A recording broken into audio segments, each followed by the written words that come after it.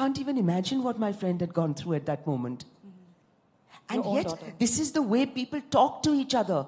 I mean, what kind of culture are we boasting about when we have no qualms about calling a newborn child, अरे ये तो काली है?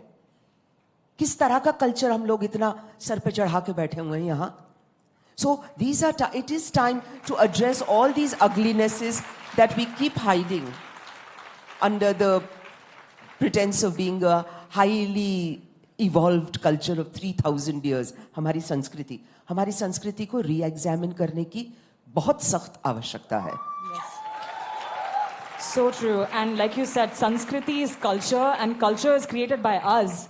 It's not spoon-fed to us. We have the ability to change it. And Sai Pallavi, I know that you just spoke about rejecting a fairness cream endorsement. And you said that you also felt like different from the rest of the entertainment industry. Do you want to speak about how you came into the entertainment industry and why you felt different coming in? So firstly, it's just that we grow up seeing a lot of people who have perfect features, a perfect body.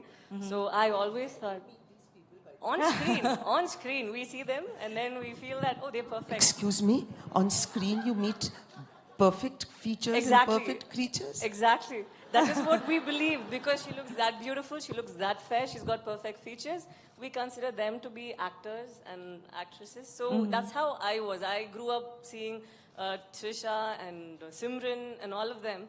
They had perfect figure, they had great body. But then there was one point at which I didn't know whether I wanted to become an actor. But I always had this insecurity when I was in Georgia doing medicine. So I was with these Georgians, people who were very fair, and then they didn't have pimples, but I had all of this. And I didn't know whether I could accept this or accept myself for who I was. And then I come back to India, and I'm so happy that Alphonse picked me for Premam. I was so nervous the day the movie got released. I was wondering, what if people abroad are going to be there teasing me? What are Raga is going to say? They're obviously going to say, I don't look like Simran, I don't look like Trisha. So this is going to be bad news for me. And then I ended up seeing tweets after I went back to Georgia. People were actually happy seeing someone in their own skin. And that made me feel so confident about myself. And then I wondered, okay, maybe that is all it is. Maybe if there's somebody up there, a lot of people will feel very happy about how they look. So that is how I felt when I got into the industry. And I'm blessed that I worked with directors who liked me in my own skin. And they did have me put on makeup before, say, pre-shoot. But then they saw that it was not the real me. And I couldn't emote as much as I did without makeup. So they asked me to take it off. So finally, this is where I am. And I'm personally very happy that I happen to be the one over here. Really. Really. That is so true. It's all about accepting who you are, right? And something so superficial like your skin color that you can never change. How can you not accept it? And actually, I actually truly believe that melanin is a superpower, and I think everyone in India is blessed with it in varying amounts. And I live in the US, where people have to put layers and layers and layers of sunscreen to just be out in the sun, in the California sun, and I can just go out and be myself. I still need some sun protection because the sun there is very strong, but I don't get red and I don't get sick because I'm out in the sun. So it's actually, we are built to be in the sun, we are built to be out in the world, and that is a superpower, in my opinion. Remember the girls I mentioned who would bully me at school for my complexion and would make me sit separately? When I check out their pictures on Instagram and Facebook, now of course they follow me because now I'm a Sabya model, but I see them now on tanning beds, spending hours and hours and hours trying to get the kind of complexion that they ridiculed me for many, many, many years ago. So things change. Things change, and we are capable of changing it even more and accepting everyone, right? Yes. The thing is, I'm sorry to interrupt, we generally look at the whole population and we think that there are a few people who are mocking at people of this color, but honestly speaking, when I was in school and college, I grew up with friends who would look at a girl who had a darker boyfriend and say that, hey, you can actually do better. You're way out of his league. And when you see a guy with a girl who's a little darker, you end up saying, I think there's something else this guy is. What does he see in this girl? So we end up saying such things, and it's just nobody, no person who is there trying to make you feel bad. It's just us. We must have at some point of time passed that comment, and right now it's coming back to us. It's just a boomerang. So when we start putting out positive views about how we feel about others instead of pointing, and another thing is social media. Right now, just because you have this curtain of anonymity, you end up writing whatever you want. You just say something when you're not in a very good mood, but the problem is it affects someone else somewhere else. So you have that power to actually create a change. Come on, I just told you that I felt insecure. I didn't see any of you, but come on, few of you from here would have said something sweet about me, right, when the film released. So I believed that, and I took it, and that's how I felt good. So I think it's just about, it's nobody else. It's not like the world is trying to bring you down. You were there, and it can even be us. We were there at a very naive period, at a very bad period, where we said some wrong things, but it's time we change. We know that it is possible for us to sin, but then it's important for us to consider or respect others' feelings and accept them for who they are. Just look at their character and just fall in love. That is all. Yep. And this is so true for me also because now I'm an engineer. I grew up here as an engineer. I went to the US to do my master's degree.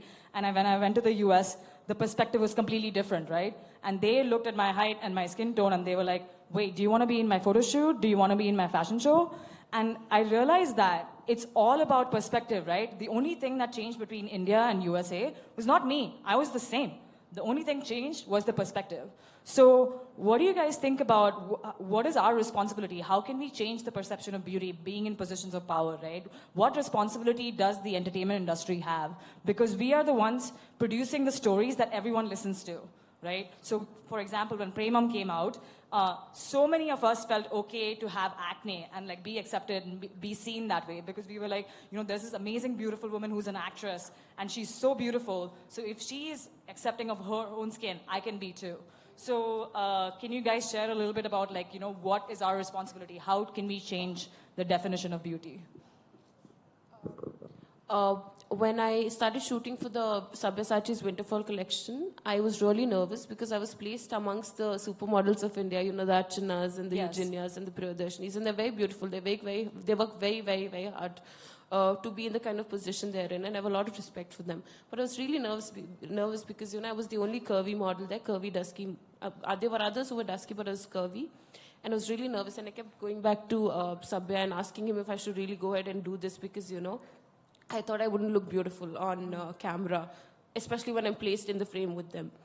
And he kept telling me to be myself. And he really gave me the confidence to be who I am. And he told me that, you know, he had a vision for these things, which I did not back then. And he kept telling me that tomorrow when the pictures come out, there's going to be one curvy girl sitting in her bedroom and she's going to look at your picture in my campaign and be happy that there's somebody out there who looks like her. Yep. And she's going to want to wear my clothes because she'll know that somebody who's dusky and somebody who's curvy, somebody who's like her, somebody who's imperfectly perfect is able to do so well for herself, so can she. And this is what I want to do. Even today, I get a lot of messages from women across the world thanking me for being an instrument of change, for being a part of something that is able to give so much confidence to a lot of women out there who are, you know, dealing with issues such as obesity and, you know, colorism and all sorts of issues that the society that today puts us into. And I'm very happy for that. I'm happy that these women, when they look at my picture and they feel very secure about themselves. And that's what, even today when I shoot, I always try and make sure that even when I work with makeup artists, I always tell them to make me look like me. Even when I was doing the Sabya's campaign, Sabya made sure that none of my pictures were photoshopped in any way. That's just me. When you saw me there, you can see me now and it's all the same. He didn't want to tweak my appearance in any form just to make me look, you know, the society's way of calling perfect. And I think that's very important. I want people, especially the fashion industry and the film industry, to show real women, to show women as they are so that young girls can get inspired to be like us. Yes. And Ratna, you are someone who has seen the industry evolve, right? Do you think it is evolving in the right way? Are you seeing change? Because I remember when I was when I used to do Bharatanatyam dances when I was younger, they would literally paint my face white. It was white. They were like, you can't be on the stage without these other girls because they are all light-skinned, so you have to be white. And I have all these ghostly images. I literally look like a ghost of me doing Bharatanatyam with like a white face on. So are you seeing the change in the industry with like makeup artists and like more dark-skinned women and all kinds of inclusivity? Yes. We spend hours trying to look natural nowadays. Once upon a time, we spent hours looking unnatural. I have a theory that Indians need, or until recently, needed a separation between themselves and their ideals. film stars, models, politicians, everyone had to be just picture perfect. So that's why these poor South Indian film stars for years have been plastering themselves with white face to somehow pass muster. And I don't know how they can pass muster, in whose eyes they can, because it's unnatural. Yeah. Similarly, in the Hindi film industry, such a strong prejudice towards fairness, such a strong need to run down people of different color. The one who is the butt of jokes is a dark person usually, or a fat person. So obviously this is the level of humor and sensitivity that we expected from our entertainment world at that point of time. Today things have changed. There's no doubt about that. And one of the big changes that I see is that women are being cast not only because of the way they look, but also what they can do. And that, I think, is a huge step forward. Yeah. That younger women too, of course, my age, so we are only cast because of what we can do, but younger women also are cast largely because of what they contribute as actors to a project, not just pretty faces. I think that's a big step forward. And that will push further because women are coming into production also. If we make our own movies, if we tell our own stories, if we write our own stories, things are going to change. And my real focus now, I feel, is to somehow communicate all this to the young men of our country. We are so busy talking to women that we are forgetting that there have to be men who have to live with these women, no? हम तो बदल के बैठ गई, वो बेचारे वहीं के वहीं पड़े हुए हैं, तो फिर क्या होगा? So unless the change is genuine and all inclusive, color, size, religion, caste, I mean हम लोग color पे रो रहे हैं यहाँ. What are these other issues? Religion and caste? Caste? What a huge issue that is in our country. Yeah. And we are all sitting around pretending it doesn't exist. Actually, colorism, I want to take that. Colorism is very closely tied to casteism. Of course. So I actually wrote my thesis paper for my master's degree, which was in computer science. But I still wrote a thesis about how caste plays a big role in colorism, right? So initially, when we look at the Rig Veda and all the Puranas in the past, there was actually not that much demonization of skin color. There were dark-skinned goddesses. The most important gods were dark. They were like, these people are awesome. But then we slowly moved into a very stratified caste system where the manual labor jobs were to the lower caste. And then as a byproduct of doing manual labor outside, you carry a gene, you start creating a gene pool that has more melanin in your genes, right? So, so people from the lower caste are, traditionally more dark-skinned than the higher caste, and they have to deal with not only colorism but also casteism. So they're, so neglected by the society. So it's time that we start changing the conversation around, colorism is just about color. No, it's a very layered issue that plays into caste politics, that plays into religious politics as well. I want to take the next question I want to ask, going off of the caste angle, is that when did you realize that you have the potential to make a change? I know you said that Sabyasachi believed in you, but did you ever before that believe that hey, I'm dark skinned but I can still be a model or I can still be an actress? Because for me it came externally too. Someone else had to believe in me and tell me that I was beautiful. And that actually played a lot of, it made my life a lot harder in the beginning because I would see photos of myself and I would hate them. I would be like, I don't think these are good photos. I look like a monkey or whatever. And initially, all the photos that photographers would give me, I would just send them back. I would never upload them. And then I had to change the conversation in my own head, being like, no, this is just your programming. For like 25 years, you've been told that you're ugly. So now it's just... Yeah, it happened with me because when I was in South India, trying for films, almost every director that I went to did not want to cast me in a South Indian film because I looked like a South Indian. So... What? Interestingly, South Indian actresses are acceptable in the North, but not South Indian male actors. Yes. Similarly, on this side of the fence, it's this. Yeah. Yes. So, but I went to Madras looking for Mani Ratnam because I knew that he was known for casting real unconventional women, and I thought I'd stand a chance. I went to Madras looking for Mani Ratnam, but I met Sabyasachi.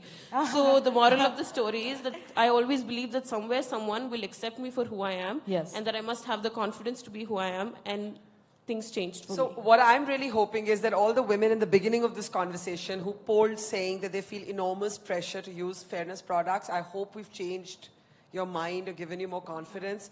I just want to take this moment. Like I said, somebody actually put their money where their mouth is. All of you have been doing great work in your own spaces.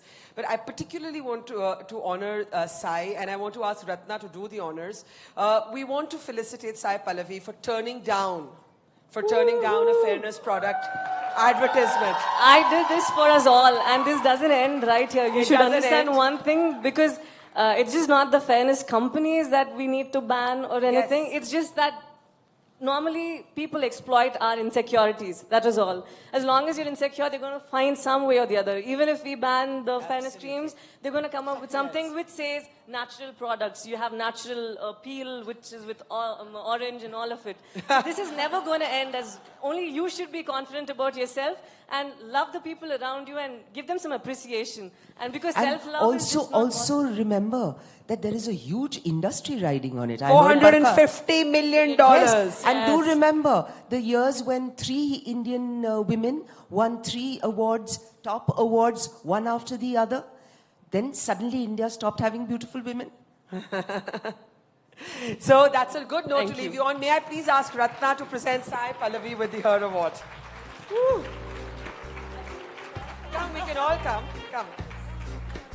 Big round of applause for these wonderful women defining beauty on their own terms. It's about who we are and want to be, not what someone else wants us to be. Always remember that. Let's give it up for this wonderful panel. And Ratna will be back in the evening. We'll be having a solo session with her. And thank you, Sai, Varshita, and Seema, and Ratna. We'll see you in the evening. Thank you. Oh, they want a photograph. Just